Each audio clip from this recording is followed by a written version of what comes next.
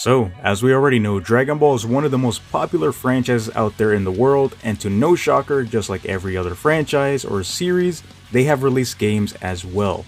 We have gotten great and iconic games such as the Budokai games, the Tenkaichi games, which are universally loved by many fans, the Raging Blast games, and as of recently, Xenoverse 2 and Fighters. But when looking at all these games that we have nowadays, I just feel like they don't compare or have that same feeling that these older games had. And no, this is not a nostalgia type of video, but recently I have been looking over Steam numbers for some games that I personally enjoy playing, and I was like, let me check out some Dragon Ball games. I just wanted to see how many players were actually playing these games, and well, I just did not expect these numbers. Now before anything, I do understand that most players are playing on PlayStation, or I guess even Xbox, but for now, let's stick with these Steam numbers. Let's start off with Sparking Zero, which was one of the most anticipated anime arena fighting games back in 2024, where people were hyping it up to be Game of the Year level, but as we all know, that unfortunately did not happen. The game actually died in the following 1 to 2 weeks of its initial release, which people questioned, what did they do wrong? People just weren't a fan of many things in this game, especially with how the gameplay was, considering this was supposed to be the 4th installment of the Budokai Tenkaichi games. Many fans said it felt too fast-paced, it did not feel like a Tenkaichi game, and they were also disappointed with the story of it and how every cutscene was played out and handled. Of course, there's other things that many players did not like. The player count dropped like crazy until of course we got DLC to where there were spikes for maybe 1 or 2 days, then back to square one, where the game barely had any players. And the thing that really killed the game was the fact that it had no crossplay, which could have saved it. As of right now, the only thing we know is that we will get a Season 2 for the game, but only time will tell if it will actually be good. The next game here that failed terribly was Dragon Ball The Breakers. As we already know, this game was destined to be a whole flop considering they barely updated the game. There was no crossplay until 1 year later, which I guess was a neat touch. The game just did not feel fun to many fans, and overall wasn't received well. I personally love the game, and if I had friends to play it with, I would definitely play it as it was a unique experience, but I just barely get into lobbies. Most of the time I would just get stuck in queue for about a good 10 to 15 minutes, and sometimes I just can't even get into a game. That honestly killed the game for me as there were barely any players. This of course was mostly on Xbox and PlayStation, but I mean, crossplay was enabled, so finding a lobby should be easier, right? I guess not. Breakers was going for a Dead by Daylight type of feel and gameplay to it, which I feel like in concept did work, but was executed poorly. Don't get me wrong, as stated previously, I love this game, it just sucks nobody's online to play with me. I love the idea of the raiders and survivors, but the game may have gotten too repetitive for many players, and with barely any updates, the game just felt obscure compared to other Dragon Ball games.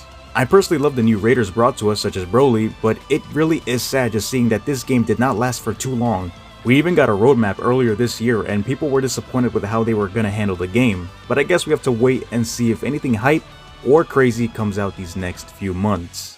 The next popular and hot game that people are talking about is Fighters. I'm currently working on a dedicated video specifically for this game, so stay tuned for that. I'm still in the process of writing the script for it. But yeah, Fighters was a crazy release. I remember seeing all the hype reactions from all these Dragon Ball YouTubers when the game was announced. It was crazy seeing a 2D Dragon Ball game again, but this time it just looked beautiful all around. In my own opinion, I think Fighters might be the best looking Dragon Ball game we currently has as of recently and maybe even of all time, which does sound crazy. Call that a hot take, but I guess I'll stick with it. But this game actually suffered the same fate as the other two. Fighters was at its peak back when it released, and for a couple years. But then, once again, the player count started to drop little by little. I can't really say what happened here considering I bought this game back in 2020 during the lockdown and I personally had a blast, but it was still going strong at that time. So far from what I found online and doing research, the reason as to why Fighters fell off pretty hard was due to the publisher mishandling, a terrible rollback netcode, divisive and broken balance patches that ruined the meta, poor communication from Bandai, which is to be expected at this point, and considering other games such as Tekken 8 and Street Fighter 6 released as well, it kinda gave them competition and well, players just happened to leave. This left a fractured player base, a buggy online experience, and of course hard competition with other games. It really was sad just seeing fewer players in the game considering this was a game that was well received by the fans and people loved it. But although the game did kind of die for a while, out of the gates just a couple weeks ago, we got the announcement of Super Saiyan 4 Daima Goku being in the game. This of course led the game to bring in so many players back into action and make them experience the hype they once had for the game back then. This is still a fantastic game and one of my most favorite Dragon Ball games of all time, but it really just shows you how Bandai makes wrong decisions and very low and poor communication with the player base, which leads to games falling off fast. Fighters was a different story as it didn't die as fast as the other two. But still, the player count is pretty low now considering we did get that announcement a few weeks ago. But nonetheless, I'm still very excited to see what Fighters and Bandai has in store for us for these next few months or even years. Oh boy, I did not expect to talk about this game, but Dragon Ball Squadra. I'm not saying its full name cause bro, I have no idea how you pronounce that. But yeah, this game was actually announced a while back where it was named Project Multi and people were actually pretty hyped for it, considering it's just a mobile game. I can't lie, I had a lot of fun when I played the beta a couple months ago and had high expectations and hopes for the game. Crazily enough, we actually got to see our boy Toshi, who was a producer back at Dragon Ball Legends, and people loved him, especially after he left. The game felt like a breath of fresh air to many people as it was something unique and we have actually never gotten a Dragon Ball game as a MOBA, so this was a first. The animations were fluid, the gameplay was pretty fun, and overall the experience was great. But you know something went wrong, although the player base is somewhat pretty strong. Oh wait, I forgot to mention, this was actually a free game by the way, so anyone could play it. Except Xbox players for some reason. I have no idea what that's all about, but yep. But as we all know, there is nothing free in this life, and well, here comes the microtransactions, and that was the biggest complaint from the players. People were angry at the prices for some of these heroes and other stuff that you wanted to buy, which are the playable characters, and that was expected as these companies need to make money somehow. So I kind of made a little bit of a mistake here. This is editing me, and basically people were complaining about the game being very heavily pay to win, that you needed to get the new character that they released in order for you to win matches. So yeah, my bad. One winner later. That was only the first problem, but I guess people got bored of the game as many reviews left by players said that the game crashed a lot for them, meaning poor online connection, and that actually did happen to me, but once. And here's the big one. The big one is that the game does not feel balanced with new character releases. I guess all these things just make people drop the game, and to be fair, I completely understand when a game has connection issues, as I have experienced that a ton playing online games.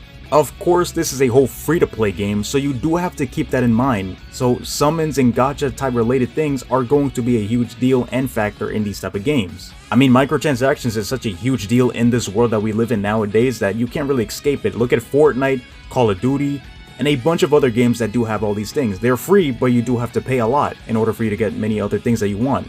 But overall, I really hope they fix these issues people have been having, and I'm excited to see what's next and what new characters they plan to release in future updates. I was going to talk about Xenoverse 2, but to be fair, I feel like this is the only game that is somewhat alive out of all these games.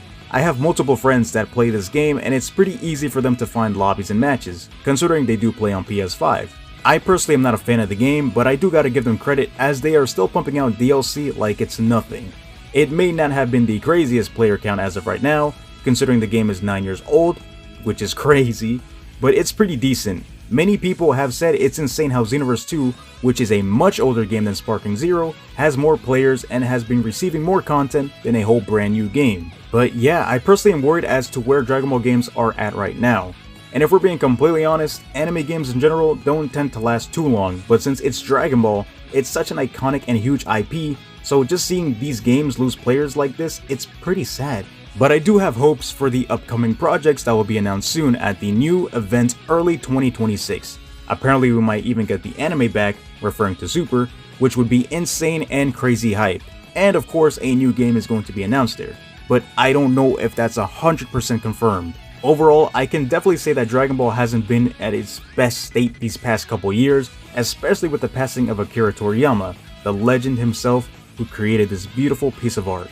So, let's see what the future has in store for us Dragon Ball fans, as we are kind of starving for a new game. So yeah, let me know what you guys thought of this video, and feel free to leave feedback in the comments below, as that will not only help me but would improve future videos by a ton. Once again, thank you guys so much for 4K subscribers, as I never thought I would reach that milestone. And that's all thanks to you guys. And whenever I say you guys mean so much to me, I'm being very genuine. Like, you guys mean so much to me. But yeah, I'll catch you guys on the next one. For now, stay safe, take care, and peace.